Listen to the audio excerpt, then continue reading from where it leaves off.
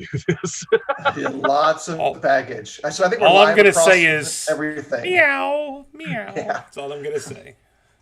All right. So just in a few minutes, we're going to be beginning our actual intended conversation as we step into today's Do the Work broadcast. Our focus today, we'll be talking about the reliability of the New Testament, particularly looking at some teaching methods we can use to better explain the validity of scriptures, the kind of the depth of the message, and kind of prepare ourselves for the challenges in talking to a world that may not see the absolute nature of God's inspired message.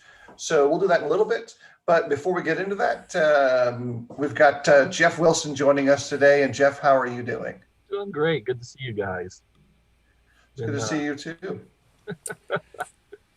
It's been more than a few days since we were young whippersnappers together at a college in the unnamed locations of Middle Florida. I almost wore swag from our former school today, but I decided against it. We could have broken out old society jerseys if we really wanted to get crazy. I'm not sure any of us would fit those old society jerseys. Terry could have had a chance. I would fit, but all of my jerseys have been stolen. Yes, Stolen. Stories of ex-girlfriends and friends of the past. Yeah. You would expect more from a Christian school, but at last, no. They've all been taken.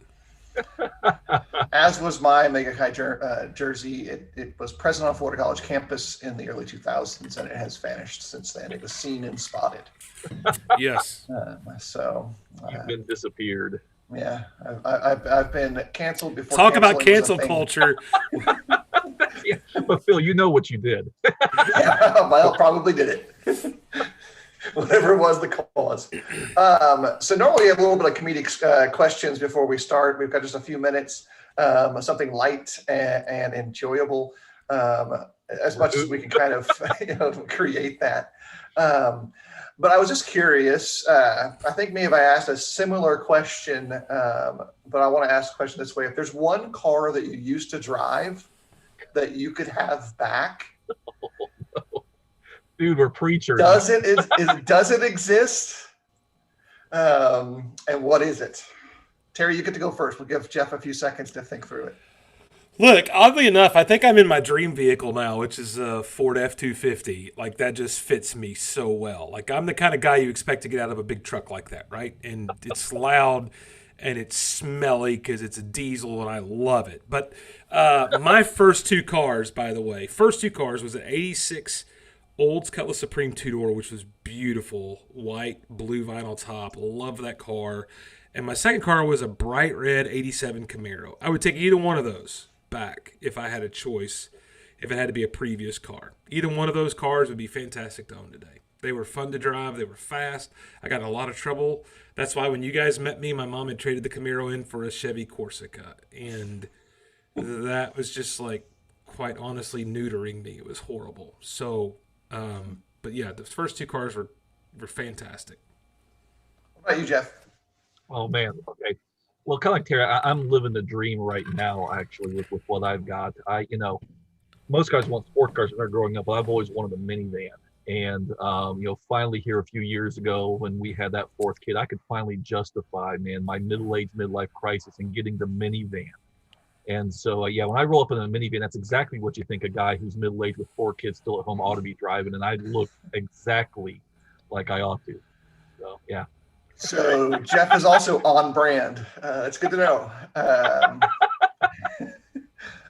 think I've probably got quite a few vehicles. That, Bill. I think I got to turn over the table back again. So there's at least two that would probably be at the top of the list. It could be my International Scout, that 1980 800B. That was a lot of fun to drive. It could be one of the Broncos that I've owned. Those are also really fun to drive. Had a couple of pickup trucks. It would be a fight between the 68 Ford Mustang Squareback. That was a great Mustang. Or my 2002 Ford F-250 Crew Cab lifted dual exhaust beast of a diesel, critter. What I'm driving in the back. So not two pipes, but who cares about that? Like, I'm living your dream, Phil. That's all right. But I will take the outcome of disposing of said vehicle, the reduced in expenses that kind of connects into Jeff's world of being who I am, and the cost savings of not driving that vehicle were quite substantial. So wait a second, Phil. Go way back, man. Back in your Cali days. What Yeah. were you rolling around in back then when you were just in high school, just out of high school? What were you driving back on the? So my first car was a 1951 Ford four-door. Basically a bathtub on wheels, but we had begun the process of dropping the roof and chopping it up and turning it into a lead sled. Then I traded that for a Chevy El Camino with a 350 in it. Way too fast. Nice. For a person my age. I had a couple pickup trucks. I had the Mustang. Actually, had the Mustang in between Florida College and Western Kentucky. And so you're kind of putting myself in those vehicles. Also a motorcycle for a little while. Mike Walls and I both drove BMWs. I bought one of his bikes and drove that for a little bit. So You've owned way too many vehicles. That's what you're just disclosing. there's a whole archive. When I got to Florida College, I was driving the Preacher hand-me-down vehicle, a 19 Oldsmobile Delta 88. By the way, in the brief time we've done Do the Work, I think you're on your third car already. I always end up driving the least expensive hand-down vehicle from all the other ones, and all the people in my family who are multi-vehicled now end up driving the nice ones. I am driving Jeff's Stream. Look at Dad taking the one for the team. That's Are what you really he's doing driving the minivan right now, Phil? I am driving the Code of Shame. That's right. 200,000-mile Honda Odyssey is my daily driver. And we've not owned a minivan for a long time. Like, we left those ranks a long time ago. We're SUV in it. I mean, for real. All right, we better get started on other things. Otherwise, we're going to sit here the next half an hour talking about, top dead center idling and all kinds of different car stuff that doesn't really matter anymore. So for the heart of our program, which is where we're at right now, we're going to be talking again about the New Testament text. And I think there's a good lead in. Jeff and I had a conversation, I guess it was maybe 2019, maybe early 2020. I can't remember when it was, about our experiences with college students who first encountered difficulties in their personal conversations, either in college classes, with their fellow college students, etc., with questions about the reliability of the biblical manuscript, like the Bible that you have in your hands, and how regularly it was that they would feel unequipped for those dialogues. And in some cases, that level of lack of preparation created enough dissonance in their spiritual lives that they kind of disconnected from religious practice, from practical matters like attendance at congregations. And so, Jeff, let's talk a little bit more about that again. And your experience, is that something that you've seen in your local work? And kind of walk us into the subject a little bit as we begin today. Well, yeah, I mean, you're right. We were swapping stories there. And, for me, I've made this a focal point of something that we do with young people where I'm at for a number of years now, simply because my wake-up call, I think it's probably the story I told you, Phil. My wake-up call some years ago was a young person from our church went off to school and is taking one of those standard freshman required religion classes, and professor gets up and talks about errors in the Bible, the manuscripts, yada yada, and uses Mark 16 as an example. The last part of Mark 16 verses 9 through 20, and this particular, because we typically don't talk about this in the church in general, let alone to our young people in particular. When this young person opened up their Bible, they looked, and long and behold, what the professor's saying is true, in the sense that they look in their own Bible and there are the brackets and asterisks and footnotes saying most manuscripts do not have verses 9 through 20. And so because, they grow up in the church, the Bible is the word of God, it's inspired, and so on and so forth. And now they're seeing that their own Bible, not what the professor is saying, but their own Bible, in a sense, seems to corroborate the professor's skepticism about the manuscripts. Well, this is literally halfway through fall semester freshman year. I get an email from this young person saying, Mr. Wilson, what is this all about? And so that was my wake-up call to the fact that, we need to be talking about this, not just to our adults. Because adults, ironically, who are still in the church after this many years, kind of have a thick skin and kind of roll their eyes. And, you're just going to hear it from the media, PBS. It's a crazy documentary. It's a news media story, and they ignore it. Young people, don't quite have that insularity yet. And so I have sensed them for here, my work.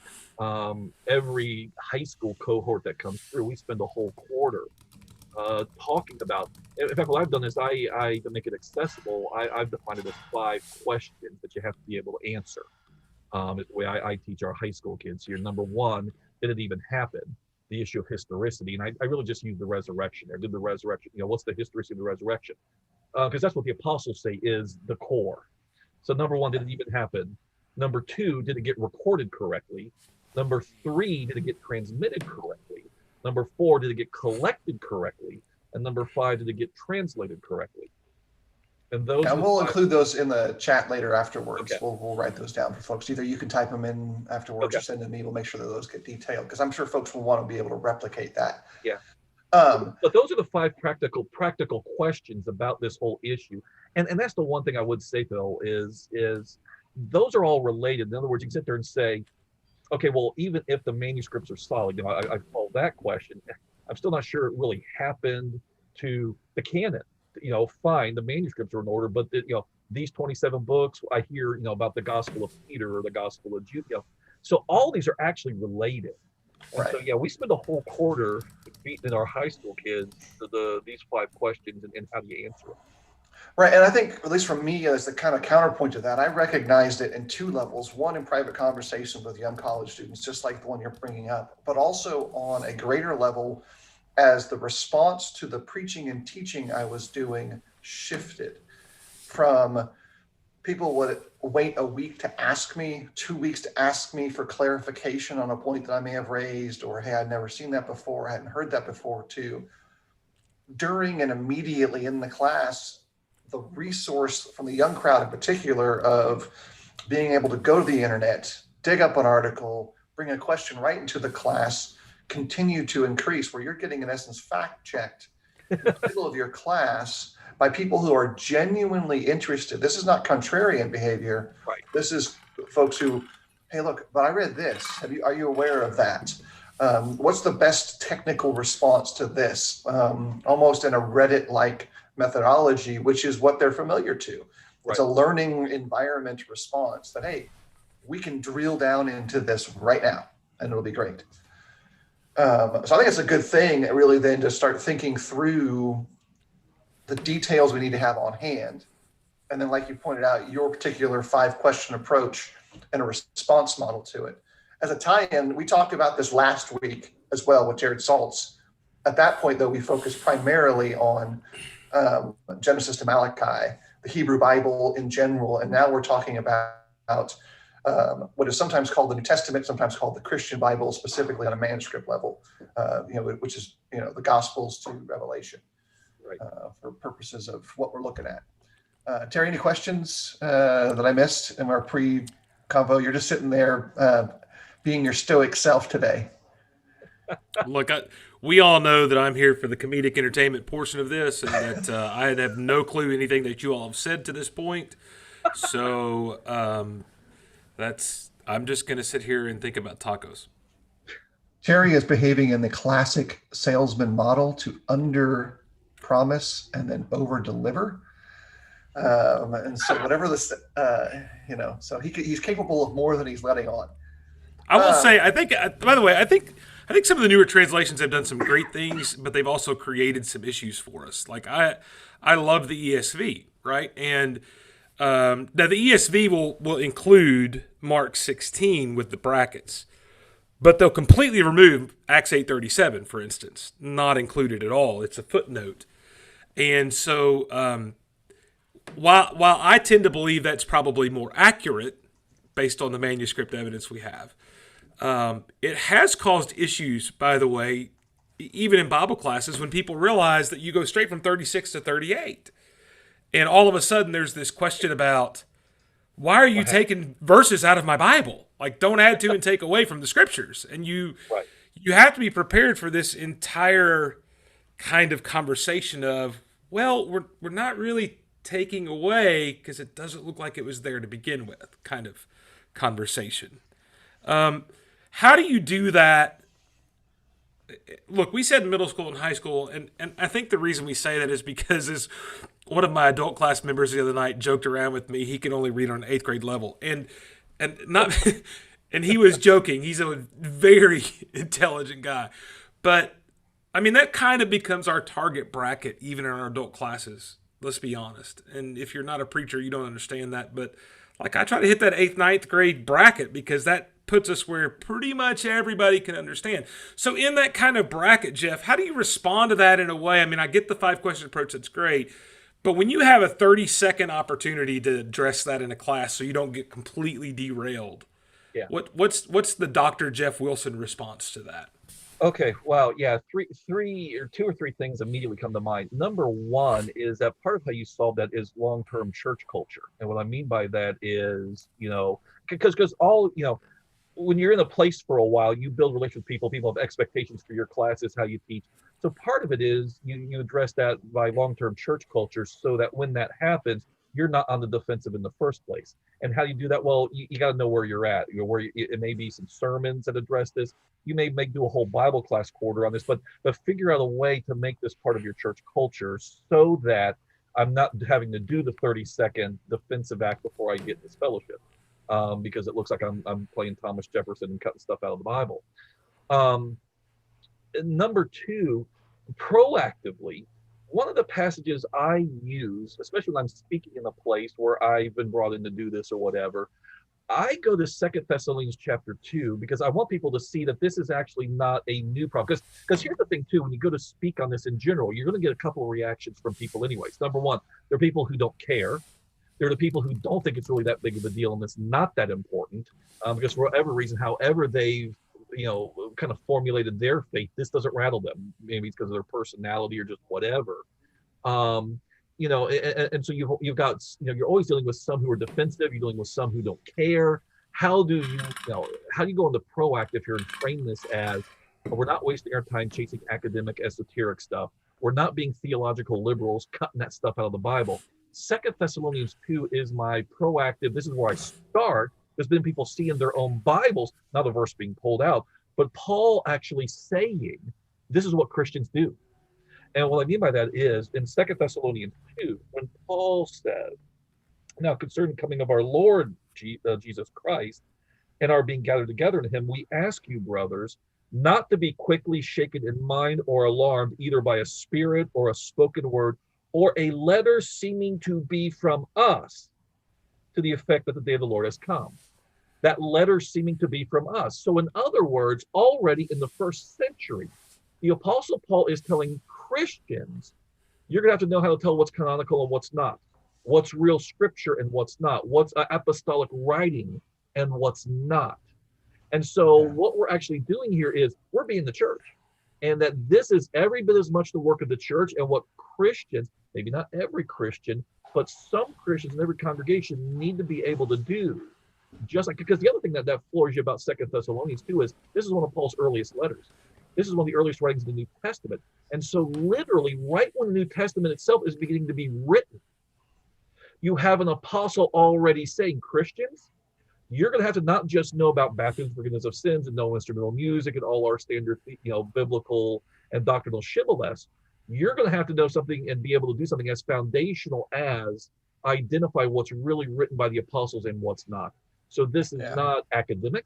It can become academic, but it's not fundamentally academic. It's not fundamentally just pointless history. It's literally crucial for our faith. And again, what we're seeing in our young people is, because now we're now growing up in a world in which the Bible is not assumed, the Bible is actively seen as misguided, misogynistic, queer-hating, you name it. All the more we're going to have to be able to say, these are really the writings of the apostles, and this is why they're authoritative. You could kind of connect a couple of dots and just realize that if the apostles by inspiration and the other writers of the New Testament manuscripts and letters and books, as we refer to them, wrote their letters, it is rational to assume that first century believers wrote letters to their friends about Jesus, just like you and I would. And they exist in antiquity. They're the ones we find.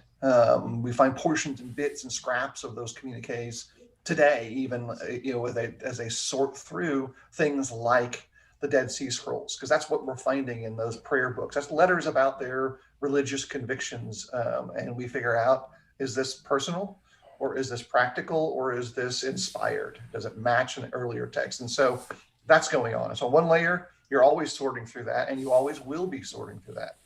Beyond that, and I know kind of Jeff hinted at this, the literature of that era, the Second Temple period, which is where most of our manuscripts come from, is vast.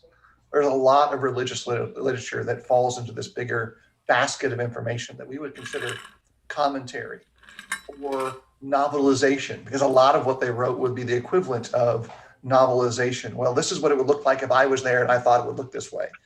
I think it's a fair estimation of a lot of Josephus's work. But with that, you have to be able to discern, did God say this? Did man say this? And that's a timeless technique that you have to build skill within. And so that's a great way to bring it in. Let's talk at least a little bit before we get too much deeper. When someone talks about the idea of textual criticism in a New Testament context, what's the simplest way you can explain both the risk of that and the value to that for the New Testament? Well, the value is the easy part. That is, if we take the word of God seriously, we want to make sure we're reading the actual words of God. That's why this is necessary and needful. And you're going to do it whether you want to or not every time you choose which translation you read. For instance, even as simple as choosing the King James, New King James tradition versus, any other modern translation. You're actually making a textual critical choice in your translation, because those two, the kind of the modern translation line and the King James translation line, ultimately where they differ is over textual critical issues. So you're only making that. So practically you don't escape this. People don't realize that, but you're not going to escape this. So what's the good? Doing the best we can to make sure we're reading the words God actually gave us. What's the drawback? Well, loss of faith is probably just, you want the quick and easy. Bart Ehrman, which is named, people who get into this hardcore, he's not as much the man of the moment as he was, say, 10 years ago. But obviously, has published an immense amount of popular material on this. That's a name that a lot of people have come to know, and obviously intensely skeptical. Makes the point that the textual tradition is such a mess. You can't have your faith in it.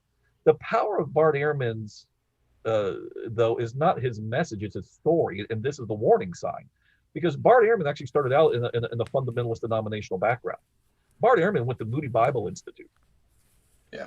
What happened to Bart Ehrman, and he'll, I've seen him. I can't remember if it was in writing or in a lecture, but Bart Ehrman has told this story that basically he went from biblical fundamentalist about this stuff with Moody Bible Institute to when he began to look at the nature of the transmission of the Bible, the New Testament, and its texts. It cost him his faith. Yeah. Yeah, the context around him didn't give him any support as the pieces of his perception were falling apart, which is actually the core of our primary earlier conversations. Like, how do we give people enough information to safely approach a complicated and difficult subject? Because it is at times, but do so that it doesn't shatter the faith. It actually supports and integrates to their better perception of what God has accomplished. You could think about it this way as well, especially as we shift into what I hope will be the heart of our conversation going forward, which is how do we effectively do this in all levels of our teaching and work. When someone comes to you and says, hey, that new translation you have, it's missing some parts of my Bible. And I look back to them with a snarky attitude that is always the other side of my personality. And I go, well, the translation that you have, it's added to God's word. That's my emotional response. When I'm just playing, and they're being serious. And so that creates conflict, because the reality is it's possible that both of those things are true. That, hey, the text that you're working from, it's got some questionable extent passages, and the text that I'm working from may be missing some important texts. Let's lay them both together and get a more holistic reading of the larger picture of things. We've got some questions we'll get to as well, but we're trying to do that in an effective way. Before we get into that teaching section, Jeff, is there anything else important that you want to bring up before we transition into that area that is like good framework information? Remember, I think just one of the things I think is most important to communicate to people when they first discover this and are rattled by this is, number one, typically among brethren, we're only worried about taking away from the Word of God. We're never worried about adding to it. That's the irony. Whenever I've had these defensively oriented conversations where somebody's upset about, they just found out about John chapter 8 or whatever, it's you're taking away. Nobody among our brothers, at least in my experience, nobody ever worries about maybe we've added to the Word of God. So I think right there, again, that's something to try to get people to see big picture is this is inescapable. One of two things has happened. Either we're taking away or we're adding to. And so, let's avoid the false dichotomies here and get down to the real, just like with, by choosing a translation, potentially you're doing a textual critical choice. This is not academic or bringing stuff into the church. This is implicit in what we're doing, whether we realize it or not. And nobody is ever, in my experience, worried about adding to the Word of God. I think that's interesting. Yeah. The other thing that I think helps people, big picture, is to understand this. People, and the media does a horrible job, because every year around Christmas or Easter, the media runs stories about, some historical or biblical issue, and it's not what you really thought, either about the birth of Jesus or about the death and resurrection of Jesus. Media loves to do this. Part of what happens is I think people need to understand, just because this issue is new to you, this question is new to you, does not mean it's new to some of us. And so the idea that, because the media will always, kind of wants to frame it sensationally. And this is where people often get some of these questions if they're not in college, if they're adults. And it's, this changes everything. We never knew. No. What drove a lot of scholars nuts about Bart Ehrman is the way he was pitching it popularly, all these issues and questions and textual stuff. He was making it sound like it's all new, and scholars sitting there banging their heads on the wall saying, this is centuries old stuff. And literally even some of the theories he's propagating are ones that even aren't scholarly mainstream consensus anymore.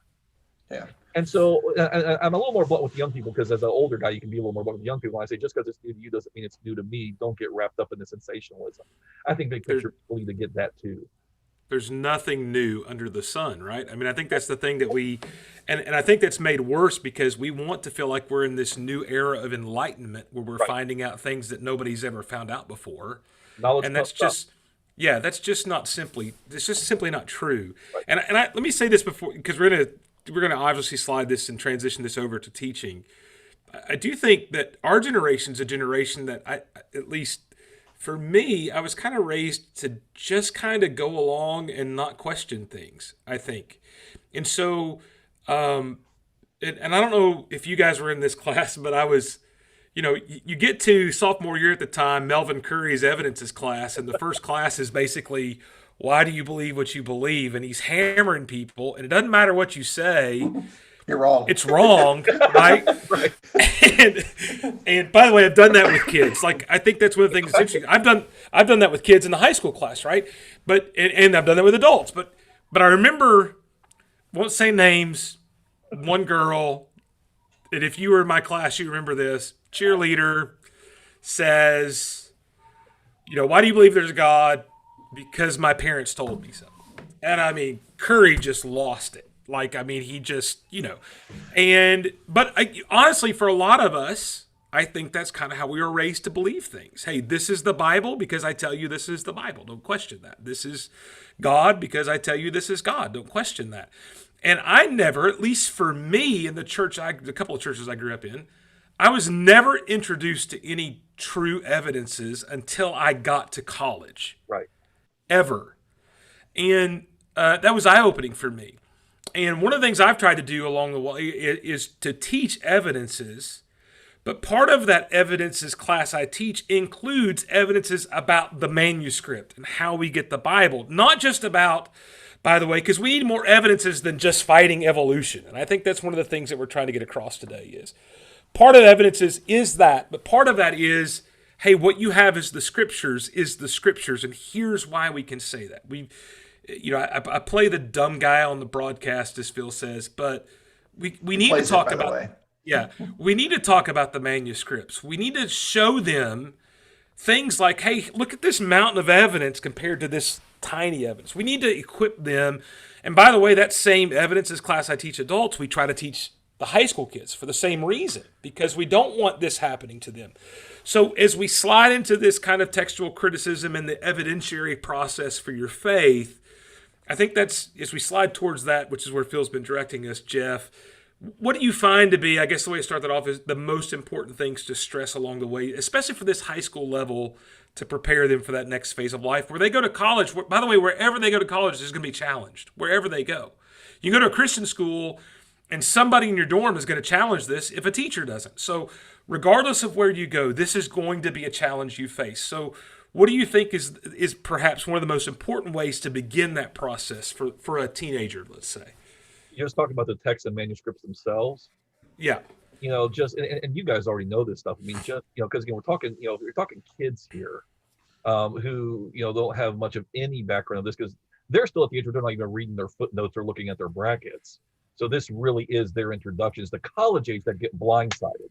The high school kids aren't there yet, unless you just have a really precocious kid who's clicking around YouTube. And so it's just this. The Bible is the best preserved book from antiquity, period. We have more manuscripts than anything else in human history by orders of magnitude. And that, despite whatever you may come across in media sensationalism or scholarly deviousness, the reality is that we have so many manuscripts that go back close enough and early enough to the autograph, which is also the other part of that question. Not only do we have, is it the best preserved book, but our manuscripts go back closer to the autographs than anything else comparable in human history. Because people don't realize it's not just that we don't have the autographs of the Bible. We don't have the autographs of anything from antiquity. Nothing. So the fact that we don't have the originals of the Bible, well, if that's the standard, then we don't know anything about the ancient world, because there aren't any autographs of anything in the ancient world. The reality is the Bible goes back earlier, and it's more represented than anything in human history. Literally, that's not an overstatement.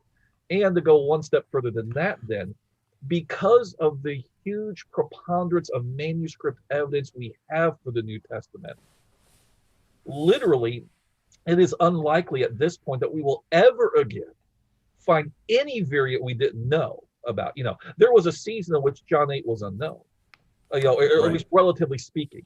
That's not going to happen again anytime ever with any book in the New Testament, any text in the New Testament ever again, because we have so much on our hands now. And not only is that true, but then the other big picture point I would try to get across is that, and whatever the right reading is, in any place that there is a question, it is almost certainly to be within the manuscripts that we have. There is no unknown, lost ending, anything completely, off the charts now. So ironically, we are as close to having the autographs of the New Testament now as any Christian has been since the day John finished up his gospel in Revelation. Yeah. Yeah, I'll kind of add this. I think this piggybacks a narrow facet of this. When we're talking about evidentiary study, very often what we want to do is protect ourselves against getting punched in the face. We define that by, we've got to be prepared for questions on creation-related matters. I want to suggest that that's poor planning.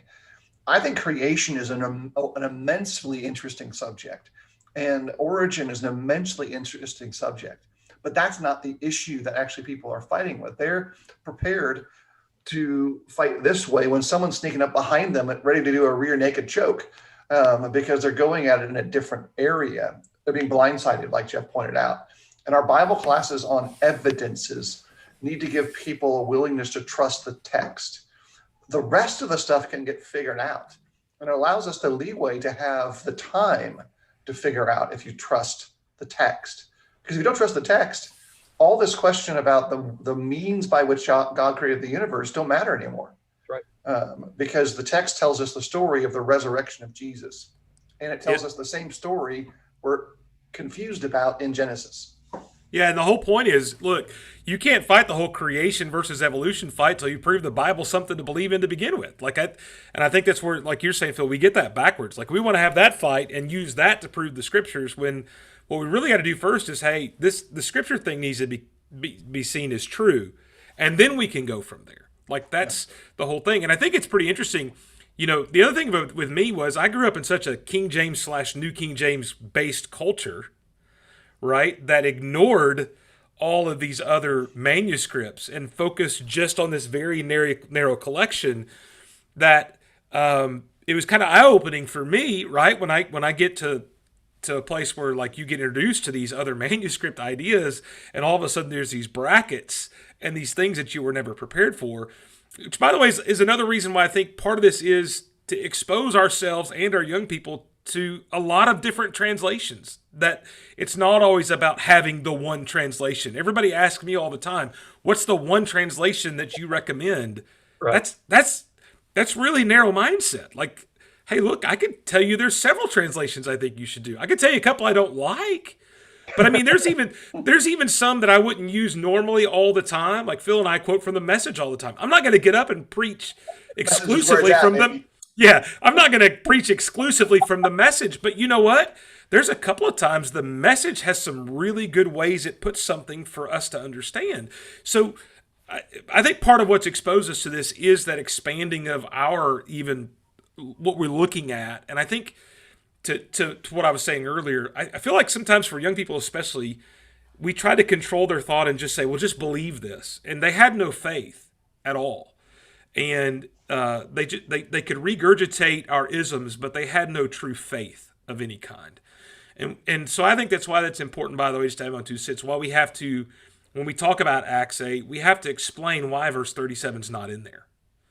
And when we get to Mark 16, we have to talk about why it's not in there. And as Paul, I think it was Paul Hammonds or Hal One mentioned earlier, the exclusion of those texts don't change the story of the Bible. Like, I think that's one of the things that's really interesting is none of these things that have been removed change the doctrine, change what we should believe. And I think that's important to point out along the way. Yeah, and Paul, one of the Hammonds brothers, because now we get both of them all the time, apparently. Yeah, Hammonds Incorporated. I love you guys. Paul says, I think we grew up with the idea that if you weren't and he uses it, Church of Christ teacher, you were probably not to be trusted. And somehow we got the idea that the King James version was what we used, and all the other ones were minefields of false teaching. I think that's a prevailing idea that still kind of subsists in the back of our minds. Oh, absolutely. And it doesn't matter how much we're committed to engaging with contradictory texts. There's a little bit of that cultural suspicion that says, I'm with the group that's got it all figured out. It happens to us politically. You see people being sucked that way politically. It happens with us spiritually. We get sucked that way, textually, religiously, practically. It's a tribal thing. It's a humanity thing. Because humans have been interacting with this text for 2,000 years and struggled with some of these passages for 2,000 years. And sometimes they had really great insight, and they just didn't happen to be a person I'd met before. I think it's a struggle that we've got to get over the hump. And once we do, then we can get better answers to big, important spiritual questions that might hinge on those small passages. By the way, to prove how King James based we are, realize we still pray in the King James language. I mean, I I don't know about where you're at, but it's we drop the needle where I'm at. So yeah, it's these and thous all the time, And like the Message. I mean, that's all I can say. Yeah. Phil prays like the Message. I don't know if I like the Beastie Boys. Let's get straight. He's very close to Word on the Street translation. Very close to Word on the Street. What up, my brothers? but just as a quick sidebar, just because something that's just I think is really important. There is a larger kind of cultural baggage that we have to wrestle with here. And one of the things is, in the American culture in general, we're not a historical people. Americans, we've been around, at least until recently, George Washington, Abraham Lincoln, we had a small pantheon of political godlets. perhaps, that we've venerated some civil religion. But Americans really, we don't take history seriously in American culture. That's where we put the football coaches in the high schools. So, uh, and that's filtered into the church to a certain extent as well, where we're more interested about the moral issue, or use creation, issues, creation, evolution, if it's used as a whipping boy. Whereas the reality is, first and foremost, to be a Christian is to be a historian, because we're not moral before we're historical. Because what makes you a Christian is not that you're not sleeping around and getting drunk. What makes you a Christian is that you confess and believe that God raised Jesus Christ from the dead. Yeah. The morality, well, the Muslims don't believe in sleeping around or getting drunk either, and yet you're not Muslim. Why are you a Christian? Because you believe God raised Jesus Christ from the dead. And so first and foremost, we got to remind our brethren, we need to get back to seeing ourselves in a sea of 2,000 years of people reading this book, wrestling with this, rather than just, in one small pocket in one country in the late 19th and 20th centuries, one little insular group got it all figured out. Yeah, I think Ruben asks a very pointed question that we want to narrow our focus down to. He says, how should we approach this subject in a way that builds faith and not breaks faith? I think that's largely why this subject was avoided by many preachers in the past. So audience specific, let's talk about it, just that middle school, that high school, that 18 to 22 bracket, and then the adult class, because those are our four, age steps. Middle school. How do you approach this subject in a faith-building way? Go. Okay, well, and honestly, my answer would be the same for any group, just done in an age-appropriate way. And it's what, honestly, the comic relief has already gotten to here. What Terry got a second ago. Literally, the way I wrap up my sessions on this type of stuff is I say, okay, worst-case scenario. All these texts we've talked about today, from John 8 to Mark 16 to whatever else, but those are the biggies. For sake of argument, regardless of what I've said, for sake of argument, they're all out. They're all out. What has changed doctrinally today? And the answer is nothing. That's exactly what Terry was getting at a moment ago. Nothing. You take Mark 16 out. Have we lost baptism for the forgiveness of sins? Not at all. It goes back to something we've all, we went to school all together back in the day. It goes back to something a teacher we had back in that day. I remember him saying in class, I have never forgotten.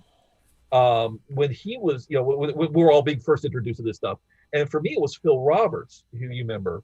And Phil said, because what God has done here, what we need to see is God has insulated Scripture against human bumbling.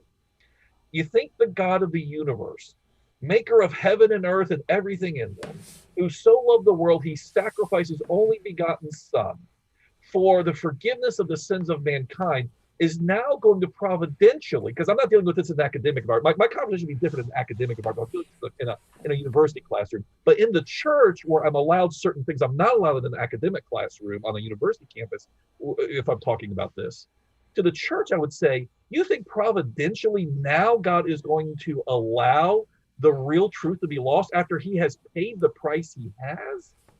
Oh, ye of little faith. Yeah. And so, again, worst case scenario, what have we lost? About the only thing, I use this as the comic relief when I do this, about the only thing we've lost is if Mark 16, the long end of Mark 16 is out, well, then you can't handle snakes and drink poison. But who was going to test their faith with that anyways? Literally. And again, you do that with at the age-appropriate level, but that's the real take-home point, and that's also how you do it while protecting faith. Well, let me say this as a practical teaching principle in addition to that. At every age group, the key to this is to help them find the answer themselves rather than to give them the answer.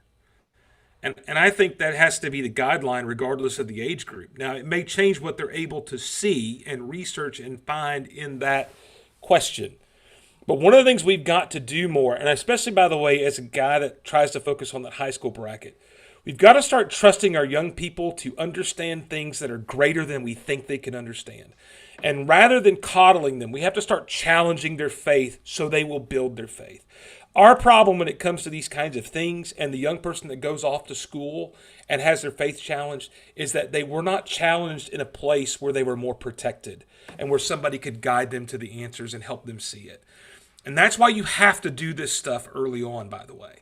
You can't, if you are allowing the middle school and high school kids to grow up in your congregation without looking at evidentiary stuff about the scriptures and about God, and you're not challenging them, and the first time you get challenged about that is in your sophomore evidences class of whatever school it is, it may be too late because you don't have, and so it's our job. When I think about Ephesians 4, if I get on my soapbox a little bit, that I'm to equip the saints. Those young people are part of that group, and I've got to equip them in this area.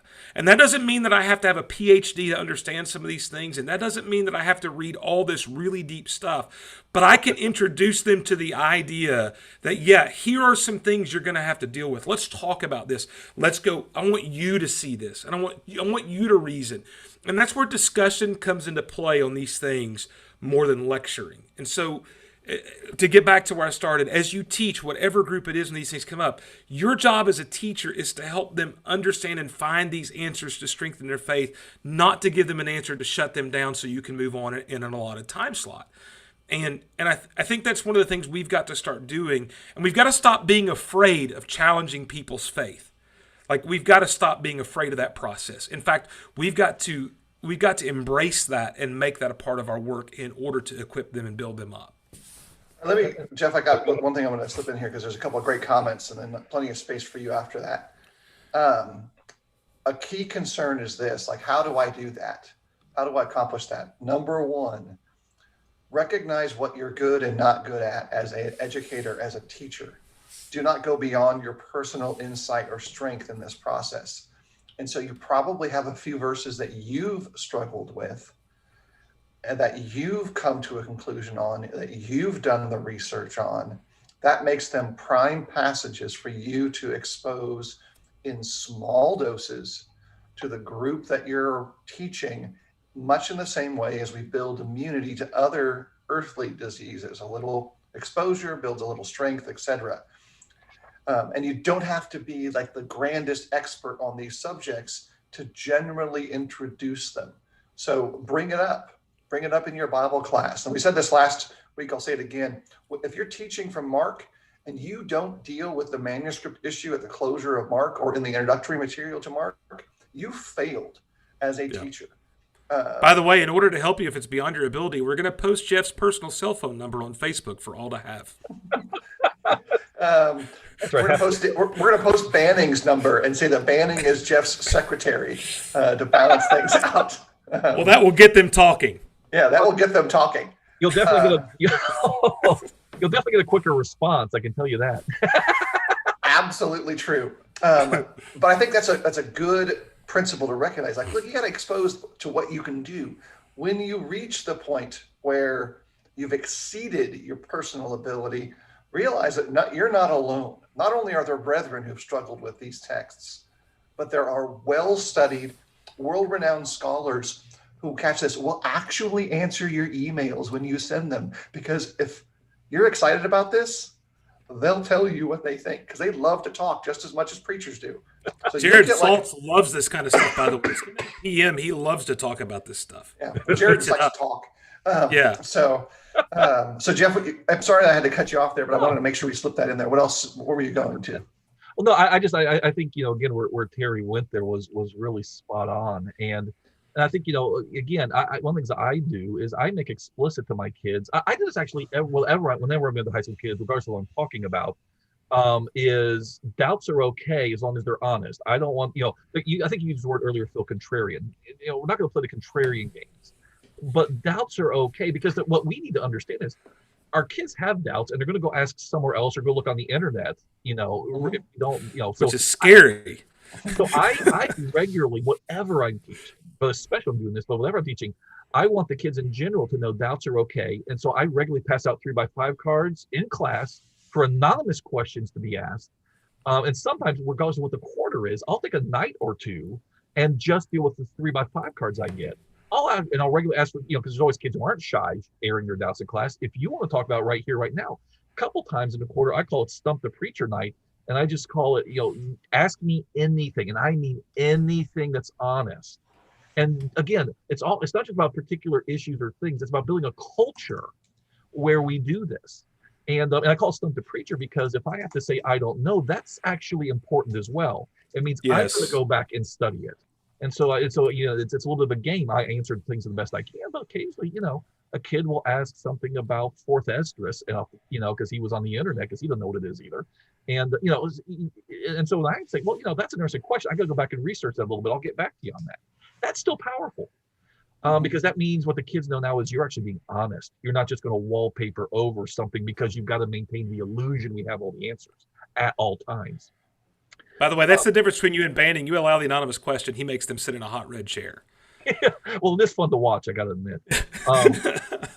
But I think, also I'll be quiet because I've said too much probably already, but going back to what is our goal in this? And my goal, again, from middle school up to adult, I just adjust for age appropriateness, but my goal is this, is to give them a framework to wrestle with this in. I may use detailed cases, again, the John 8s and Mark 16s of the world, but the goal, because listen, whether it's junior high all the way to adult, people aren't going to remember the details. They're just not. They're just not. So you can give all this detailed information about any particular issue. They're not going to remember the vast majority of it. The real goal is to create a framework where they can wrestle with this safely and faithfully. And that's the real take-home point. At the end of because here's the thing, you can play what if, just like with creation evolution, someone can always come up with some little nitpicking, little nuanced, new evolutionary view. What about this now? Does this change everything? No. I've dealt with young people in particular who they're on the internet, and it's always some little new detail, some little nitpicking discrepancy that they're wanting to make the whole, and even scholars don't do that. Some little nitpicking detail is simply not the place to hang this discussion one way or the other. Give them the big picture framework that accounts for all the variance. And don't sweat making sure that people can give you a 10-point answer for one way or the other on Mark 16. That's not the goal. The goal is a framework so that they're not rocked by this and they can account for this. And so related to that is, the real takeaway for your people is that they realize we do talk about this here. And if I don't remember what we said, I know this is a place we talk about, which is we can talk about it again when this becomes an actual live issue for me, because my grandkid is caught up in something. I don't know what to say to him. I remember that Terry or Phil or Jeff or whatever, we talk about this in the church. We talked about this. So they're not going to remember the details now, but they know that it's known and talked about here. And so they're much more likely to come back and ask the specific question when it's needed, because we have created this framework and this culture in the first place. Yeah, I think that's like building the relationship with those that are in the family of God that you're closely connected to, so that when this question comes up, they actually feel comfortable raising the question is like the next step. Like, you've got to introduce it, but then you've got to make people feel comfortable questioning. Like, and their questions can't be limited to, well, in the workbook, it's this way, so the only answer that I can give is the King James text. That's the fill in the blank expectation for this answer, which, by the way, occurs in our discussion questions too, because we preload the workbook to build you to the point that you can answer the question grammatically in the way that we're expecting. Like, their workbooks are designed that way. I don't want to break anybody's minds, but a lot of workbooks are designed so that you fill in the blank at the end. They're manipulated so that you give the right answer, not that you understand why. Correct. That's a broad brush, but it's an accurate brush, but broad. So one of the questions we want to close with, a couple of things, is where to learn more. And I'm going to mention two quick things that I've read myself that I think are good. Maybe three. I'll probably throw a third one. But I know Jeff brought a physical book to the conversation, and so we'll be able to see what he's talking about in a second. But books that are great, I think as an introductory level, after you've had some conversations, Lightfoot's work in all of its iterations on how we got the Bible is pretty okay. There are, like any other book, there's things that are great about it. There are things that are like, maybe you could do more. And there's sections like, oh, I'm not quite sure why this is here. But it's a pretty okay, like, I don't know of anything better, but I'm sure something better exists than Lightfoot at that level, as a good introductory. And then recently, I finally finished Myths and Mistakes in New Testament Textual Criticism. That goes deeper and approaches it from a different perspective. I think that's really important to do. as a good investigation of things. It deals with translation issues. It deals with manuscript textual issues, but more detail, more academic than Lightfoot's introductory type text. And then another one to consider is Textual Criticism of the Bible. It's from Lexham Publishers, and it's their most recent revised edition from 2018. Again, more academic, more survey and focus, but definitely more academic than the first two. Myths is a plurality of writers, but the primary two are Hickson and Gurry. And I'll link those in the chat while Jeff gives some suggestions too. Yeah, because we don't really care about what you think, Phil. Jeff's the expert here. Jeff, what book did you bring to the table? Yeah. Well, now I'm feeling a little bit lightweight because, man, Phil's like, the free thing is like, I read books. That's all I do. But he's still Googling to find the books he's referencing. So for which I come on. applaud you. But but you're like, it's like you sold me out, man. You're like, get something devotional, and then you're like, oh, here's the academic stuff. I see how this works, Phil. All right. So of course, standard caveats apply. This is not a book I 100% recommend. You always got to consider caveats. But this Stanley Porter, How We Got the New Testament, Text Transmission and Translation. Y'all are nodding. Maybe y'all have seen it or used it. It's not out of habit at this point. Oh, okay. Well, there you go. Again, I don't agree, with 100% of it. But one of the things that I do like about it is, and again, Bart Ehrman is really not the man of the hour anymore, and this was published in 2013 anyways. But it dealt with, because Ehrman really was at the popular level. I mean, he had been on Stephen Colbert. I mean, he really was. And I had known Christians who had seen Ehrman, encountered Ehrman, were wrestling with stuff and raising questions because of Ehrman's work. And Porter, takes on, Ehrman directly, and just, again, just because Ehrman's making it look like this is revolutionary, we're all sitting here banging our heads on the wall because we've known this for decades. So I think that Porter, How We Got the New Testament, is accessible, though again, you got to be careful like everything else, because one of the things that seeps into virtually almost all the more accessible books are going to actually mix, kind of like I did with my 5 questions. They're going to mix how it got recorded, how it got transmitted with canon collection. That's like, for instance, almost all, even among the evangelicals, almost all popular level books will, especially at least when you get into the canon, if not before, either rely on some, kind of unprovable Holy Spirit, kind of God of the gaps kind of thing, or they take a low view of canon, which still almost implying that the church created it or the church recognized it, as though the authority in the canon comes from the church rather than the church recognized the canon. You'd be amazed how much, even in relatively conservative stuff. So, and you might even, my concern there is like a lot of readers might even pick up on that, and they might absorb without realizing that's actually a serious issue, because you're moving the locus of authority from the church recognizing it to the church creating it, or the church defined it. And so little things like that I think are important to recognize. Just little caveats about the general literature. Even more conservative works have some biases that at least lay some eggs in our brain that may hatch in ways we don't want.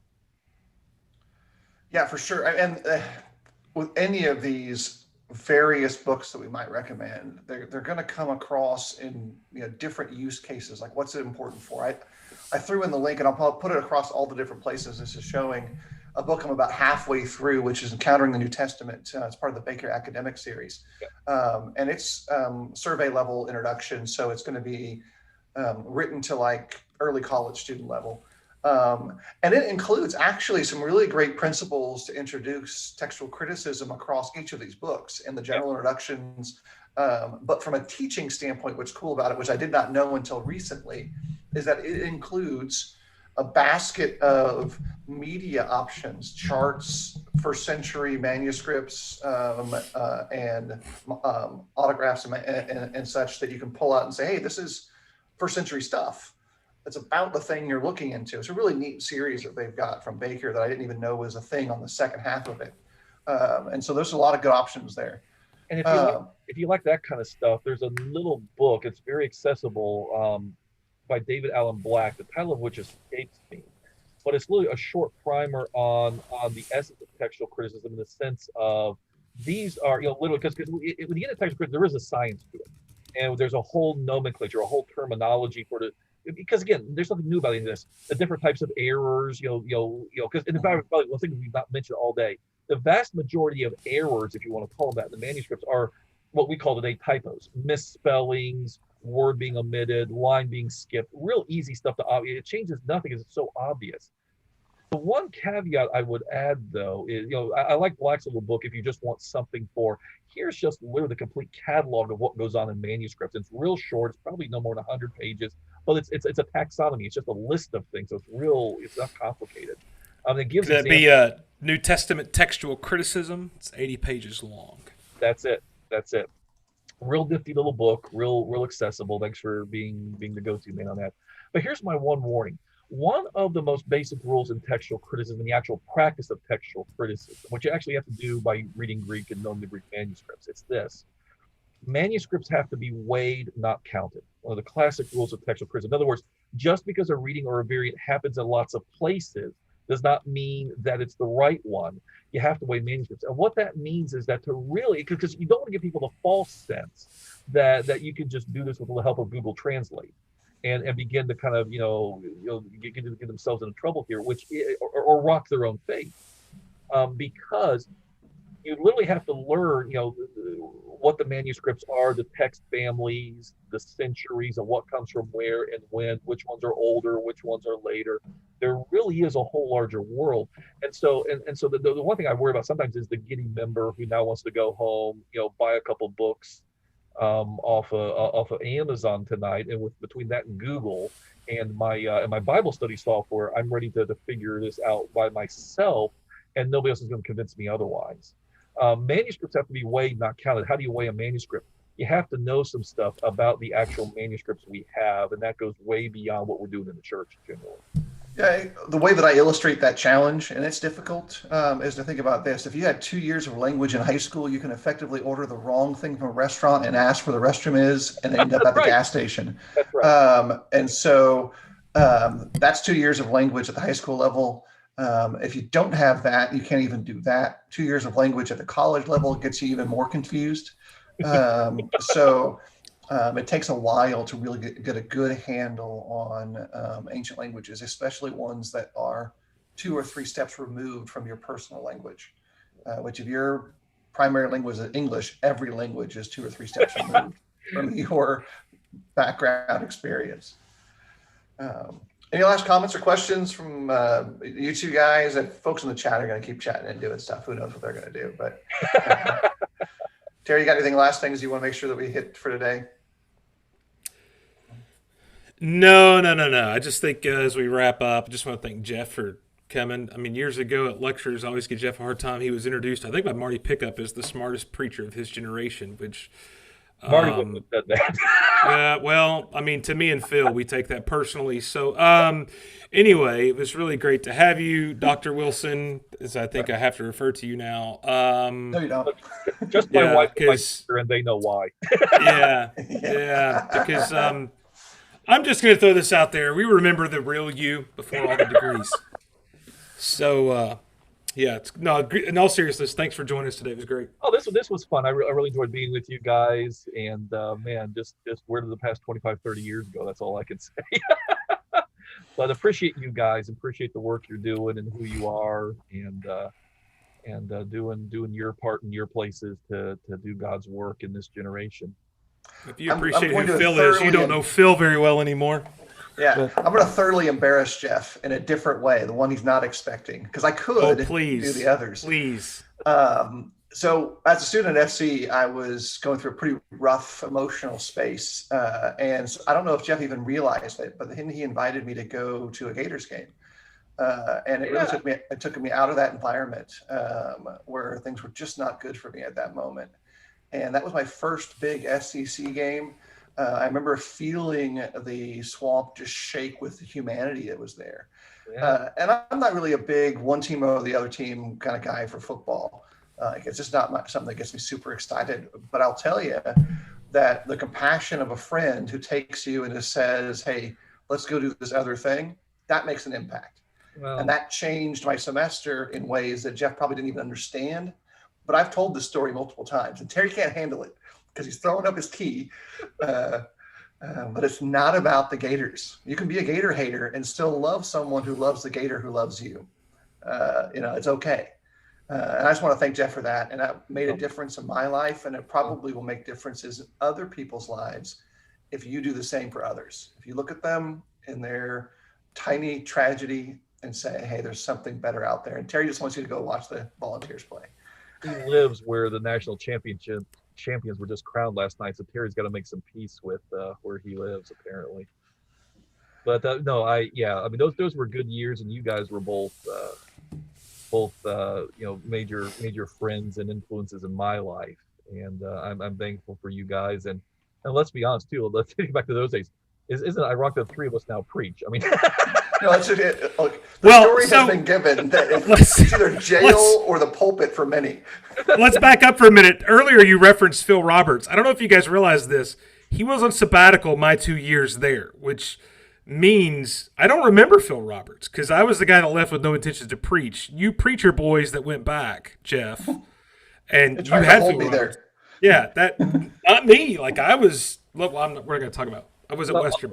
In all seriousness, Terry, though, Phil's the reason I'm preaching. He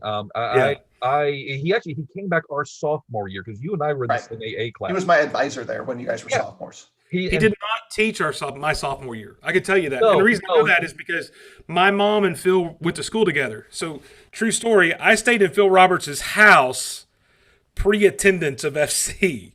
Yeah, he taught freshman classes your sophomore year. He taught freshman classes your sophomore year. No, what I thought happened? he did. No, I don't remember what he was teaching in terms of the others, but I took his Upper D Daniel class because I had a space in my schedule, and literally the registrar was just like, "Well, you need, Phil Roberts." But it was spring semester, and it was only Upper D because he was still working on his dissertation. Yeah, that's right. And Buddy Payne was gone at the same time too. By the way, we missed out. If you weren't Upper D, you missed out on Buddy Payne if you went there for our 2 years, and Phil Roberts. When you think about it. Marty was on sabbatical around that time too. Marty went on later. He left after our sophomore year. Because my sophomore year is when we beat UDFAC and I carried Marty off the stage on my shoulders as a loser. True story. Oh my! Yeah. Good memories, right? Good times. Hey everybody! Thank you guys for hopping into the live feed today. We appreciate everything that you do individually in your congregations. If you've got questions about our last 2 episodes, that means you need to call and talk to Jared or Jeff, not Terry and I. Not me for sure. But if you've got questions about anything else relating to the work of evangelism, the work of teaching, congregational endeavors, we'd be happy to refer you to Terry and Jeff as well. Take care, everybody. I have a good book, coloring book